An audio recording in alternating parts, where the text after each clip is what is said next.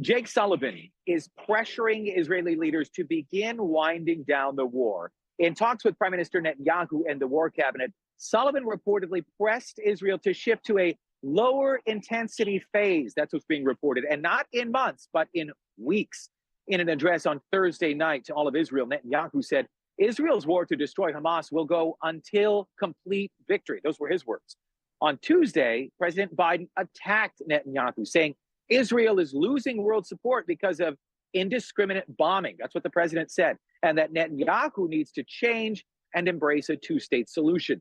Israel's president says now is not the time to talk about a Palestinian state when the country's pain from October 7th, the terror attack, is still so fresh. Listen. What I want to urge is against just saying two-state solution. Why? Because there's an emotional chapter here that must be dealt with. My nation is bereaving. My nation is in trauma. One has to deal first and foremost with the emotional trauma that we're going through and the need and demand for full sense of security for our people. Facing record low approval and a re-election in peril, President Biden is losing support from the left. Congressman Steve Cohen, a Jewish Democrat, compared Netanyahu to Vladimir Putin on X, saying the Israeli leader has gone way too far, is conducting a Putin-like no-holds-barred war in Gaza, and that Israel will be without its last real friend, the USA. Netanyahu thanked President Biden for providing the IDF with weaponry and for the U.S. backing it at the UN. This lower intensity that the White House wants, Sean and Emma, they're really pressing Israel to move away from airstrikes, a ground offensive that's been highly effective. You've seen the video of the Hamas terrorists surrendering right to the Israeli forces, and they want to move more toward more targeted attacks on Hamas terror leaders.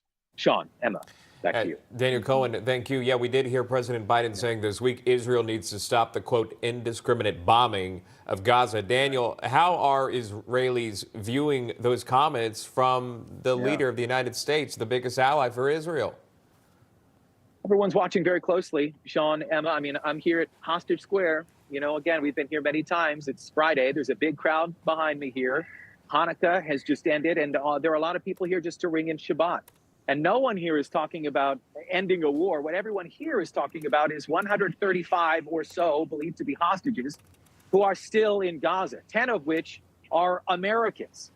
You know, tomorrow marks 10 weeks since this started. So everybody here is very cognizant of what's being said in the United States. President Biden has been supportive, supporting the troops, supporting the IDF, right, like I was mentioning with the weaponry.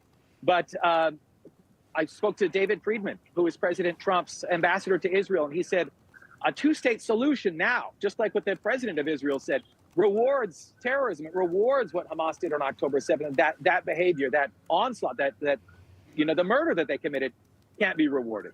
And a high-ranking Israel official even claiming and again asserting that a two-state solution will not happen.